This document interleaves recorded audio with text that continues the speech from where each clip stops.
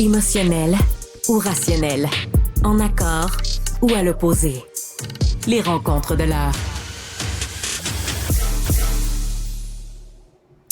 C'est le moment de parler avec Nick Payne. Nick, tu voulais revenir sur les réactions au procès là, qui entoure cet individu là, qui a menacé sur les réseaux sociaux Sophie Durocher. On attendra la décision au mois d'octobre, mais c'était une publication, là, c'est une publication qu'elle avait reçue le 2 août 2022, alors et c'était ceci, là, en gros, il disait « La Durocher mérite d'être giflée si fort qu'elle tombe dans le coma pour une couple d'années. » C'est glorieux, hein?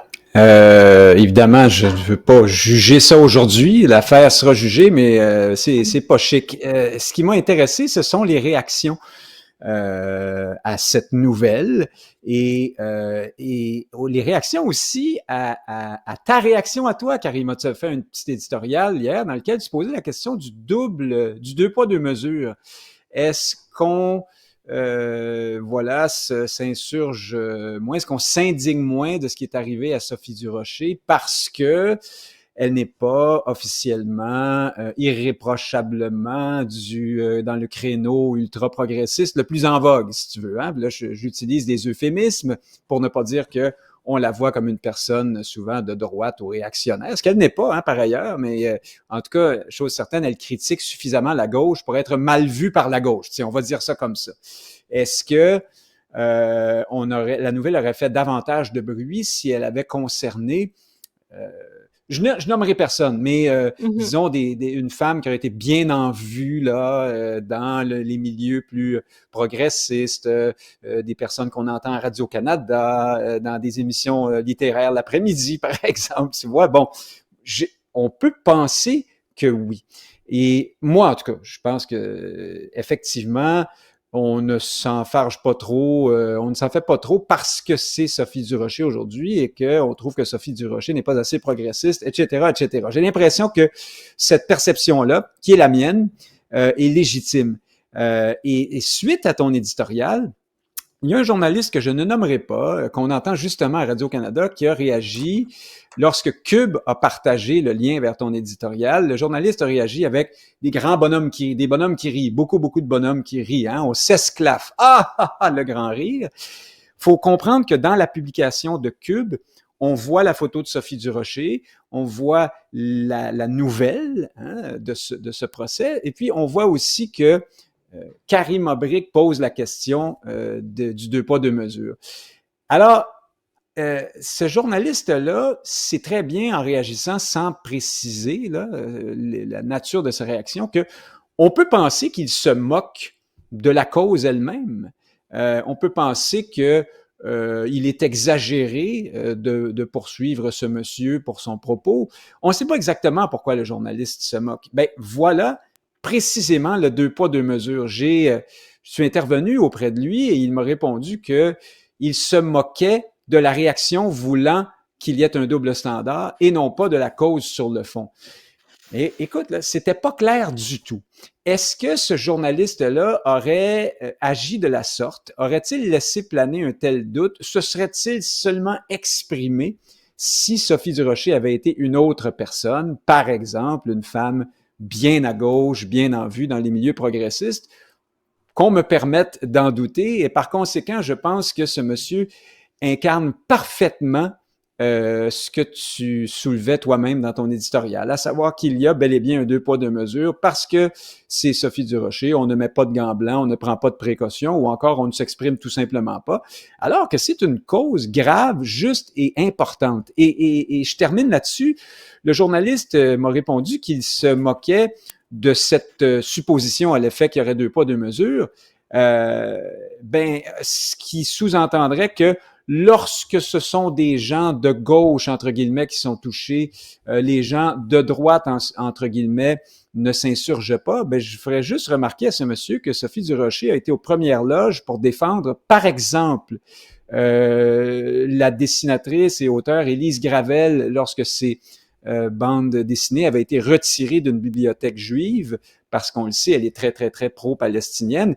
C'est pas un cas de violence ici, mais c'est néanmoins un cas comment dire, où on a brimé la liberté d'expression dans une certaine mesure, où on a voulu censurer une auteure très, très, très à gauche avec laquelle n'est pas d'accord Sophie Durocher, et pourtant, elle l'a défendue bec et ongle dans cette cause-là, et je pourrais faire une longue liste d'exemples où des personnalités de droite, entre guillemets, je mets vraiment des gros guillemets, là, vues comme étant de droite par une certaine gauche, se tiennent, restent fidèles à leurs principes, même lorsqu'il s'agit de défendre une personne qui n'est pas d'accord avec elle.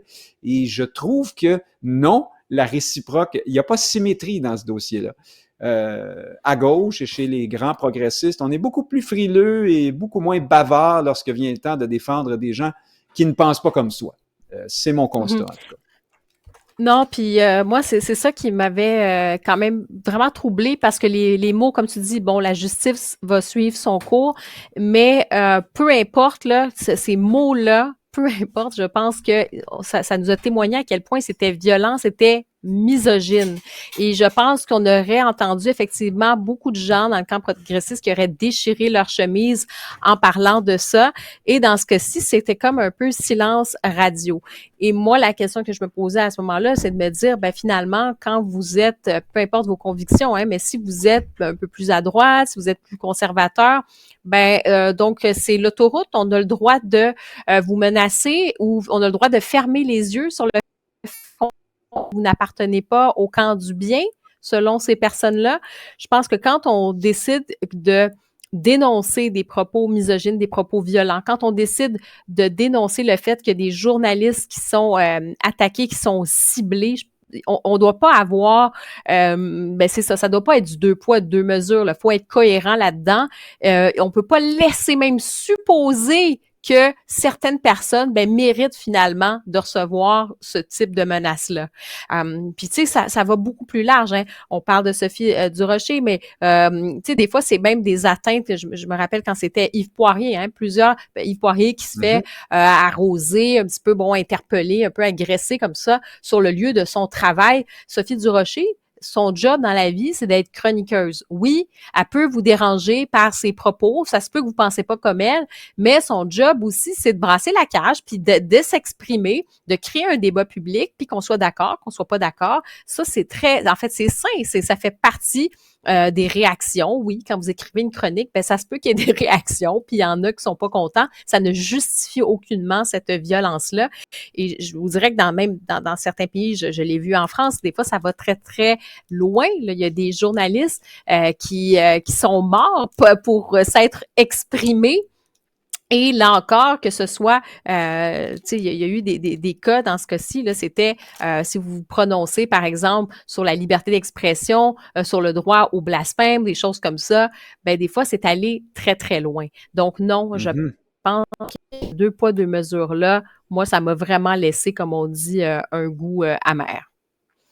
Absolument. Puis il est temps qu'on en finisse, enfin, on n'en finira pas, mais ce phénomène de violence à travers, de propos violents et de menaces à travers les réseaux sociaux, c'est un problème sur lequel il faut se pencher sans relâche, là. Moi, vivement, la controverse, des opinions contraires, même exprimées virulemment, férocement, radicalement, mais des menaces, c'est non. Envers qui que ce soit, tout simplement. C'est ça. Sur le principe, je pense que ça devrait aller de soi. Là. Je veux dire, on parle vraiment de menaces comme telles. Là. C'est quand même assez incroyable. Tu veux revenir, en fait, on va parler de Joe Biden. Tu veux revenir en Saskatchewan sur cette mobilisation contre cette loi qui est jugée transphobe sur l'accord des parents qui est requis pour le changement de pronom avant l'âge de 16 ans. Oui, j'ai fait une gageure avec un ami comme quoi je parlerais de la Saskatchewan cet été, Karima, donc j'ai maintenant rempli mon pari. Non, sans farce. La Saskatchewan n'est pas la première juridiction au Canada qui adopte ce genre de loi. Il y a eu l'Alberta, le Nouveau-Brunswick aussi. Dans le cas de la Saskatchewan, c'est très simple, très sommaire. En bas de 16 ans, les enfants ou les jeunes doivent avoir l'accord des parents avant de changer de pronom et ou de prénom à l'école. C'est-à-dire quelque chose qui va sous le sens depuis longtemps dans l'histoire de l'humanité et probablement encore pour un petit moment. Là, on a des enfants, on les aime, c'est ce qu'il y a de plus précieux dans notre vie. Et puis on arrive un matin, puis Isabelle s'appelle Georges, c'est un peu curieux, et puis l'école est derrière elle contre nous. À un moment donné, là, il faut quand même laisser aux parents, quoi qu'on pense par ailleurs, dans tout le débat sur la transaffirmation, la transidentité, la transphobie, le transgenrisme et le reste, faut quand même laisser un strict minimum de bon sens et donc ici de libre arbitre et comment dire d'autorité parentale s'exprimer juste un petit peu là. Voilà, sans aller plus loin. Ensuite, ce que cette histoire nous rappelle, c'est que, parce que là, la Saskatchewan et son premier ministre, le gouvernement et le premier ministre se font taxer là, de transphobie, de lois haineuses, les syndicats donc se mobilisent, les associations transgenres et le reste. Ça nous rappelle que le Canada est désormais à l'arrière-garde des pays développés sur cette question-là. Partout, dans des pays très très bien vus, le Royaume-Uni, les pays scandinaves, le Danemark et d'autres, on prend un peu de recul sur l'idéologie, en particulier transaffirmative, là, celle voulant que même dès le plus jeune âge, à la seconde, à la fraction de seconde où quelqu'un, en l'occurrence ici un enfant, affirme un doute sur son identité de genre, il faut non seulement l'accompagner, mais ma foi, l'embarquer dans un processus irréversible. Écoute, qui fait peur à une bonne moyenne, encore une fois, de parents. Là. Puis on a vu, Radio-Canada même commence à emboîter le pas là-dessus. Il y avait un reportage cet hiver à l'émission Enquête où on voyait ce qui est arrivé à des jeunes qui ont regretté amèrement là, un processus engagé de façon un peu bâclée, un processus de transition.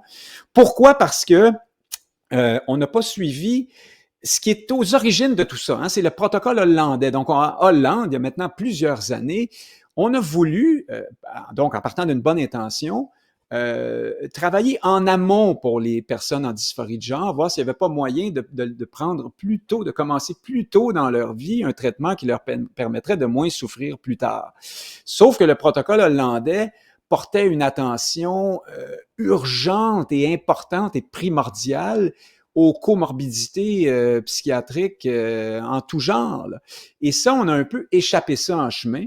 Et le protocole hollandais est devenu une espèce de dogme, une espèce c'est une croyance, hein, selon le rapport Cass qui a été commandé par le gouvernement britannique il y a quelques mois et qui est absolument lapidaire. Et ce n'est pas un rapport produit par des militants de droite ou conservateurs ou transphobes, là, c'est par une pédopsychiatre des plus sérieuses. Et elle constate que la façon dont les choses étaient engagées, la façon dont on mettait en pratique la philosophie transaffirmative ne se fondait pas sur des données probantes, sur des recherches, sur la médecine. On était dans l'idéologie pure et il y avait des risques et elle invoquait le principe de précaution là-dedans. Et suite à ça, le gouvernement britannique est revenu en arrière à bien des égards. Donc, on ne prescrit plus, par exemple, les bloqueurs d'hormones, les bloqueurs de puberté, tout ça avant un certain âge. Les chirurgies importantes sont interdites avant un certain âge aussi. Pendant ce temps-là, au Canada, on est encore dans le passé à traiter tout le monde de transphobe à l'instant où quelqu'un pose une objection légitime sur cette question-là. Et je termine en disant qu'au Québec, on est dans les derniers de classe dans le Canada. Là, il y a un comité qui travaille là-dessus en ce moment, sur lequel il y a notamment l'éminent professeur Patrick Taillon. On se fera dire sans doute qu'il n'est pas assez trans lui-même pour se prononcer sur cette question, lui et d'autres personnes, là, de toute façon. Mais donc, moi, je trouve qu'on attend très longtemps et en attendant, il y a des enfants qui sont, pardon de le dire aussi crûment, de façon aussi éditoriale, mais qui sont en danger, à mon point de vue. On ne joue pas comme ça à partir de préceptes idéologiques avec l'avenir, l'intégrité physique de nos enfants, en somme. Ben, tu as raison de mentionner que c'est un terrain miné par peur, justement, de passer pour transphobe. Je pense que ce qui doit nous guider, c'est vraiment le meilleur accompagnement des enfants, des jeunes. Je pense que c'est vraiment et la ça. science. Ben non, mais c'est ça, et c'est la science. Et tu l'as dit, dans d'autres pays, bon, il y a certaines remises en question. Ce n'est pas qu'une remise en question contre les personnes. Faut bien distinguer.